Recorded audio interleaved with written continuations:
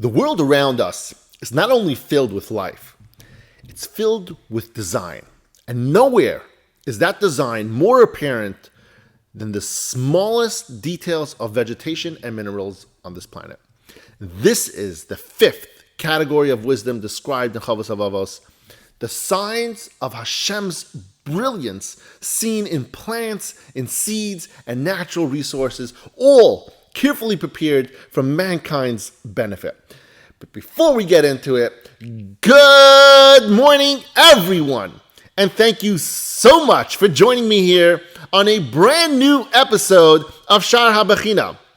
Now, think of a seed, a burr from a wild plant with those little needles on them. We used to play with them when we were kids. They cling to the fur of animals or to your clothing as you walk through a field. That seed is transported far away from where you got when it was picked up, and eventually dropping to the ground where it can sprout into a new growth. Did the seed decide to attach itself? Of course not. This is the wisdom of Hashem. The wisdom of Hashem at work and planting within creation a system of dispersal to ensure life continues. Other plants like the touch-me-not literally burst open when disturbed, shooting seeds into the air, and dandelions are equipped with tiny little parachutes that catch the wind, carrying their seeds across great distances.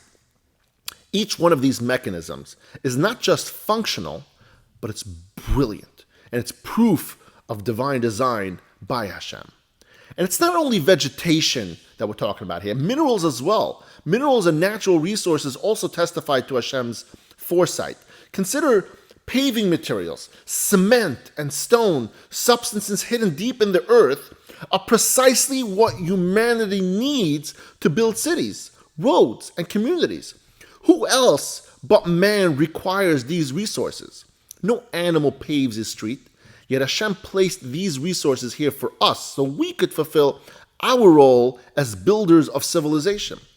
Then there is oil and gas. In a world that often dismisses faith, people call it a natural accident, natural disaster. But when we step back, we see something else entirely.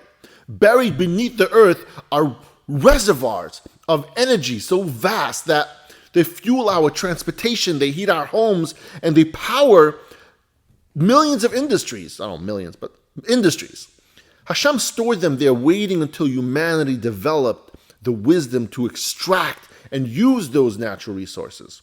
The same is true for metals, irons, copper, tin. Animals don't need to mine or forge these tools. These treasures were put here on earth for mankind to grow and grow responsibly.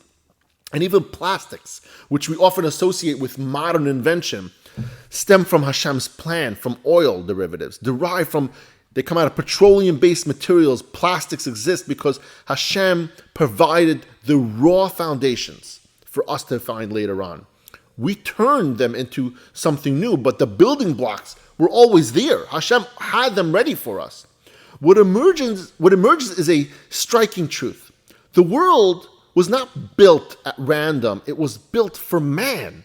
Seeds disperse, minerals wait beneath the soil, oils and gases rest in reservoirs, all serving the greater purpose of supporting human life. So next time you see a dandelion drifting on the breeze or drive down a paved road, remember, this is not a chance. It's Hashem's world, perfectly calibrated for your benefit. And the more we recognize His kindness in every seed and every stone and every drop of oil, the more we can fulfill our role, not just as users of creation, but as grateful witnesses to the wisdom behind each one of these things. Thank you, everyone, for joining me here today, and I love you all.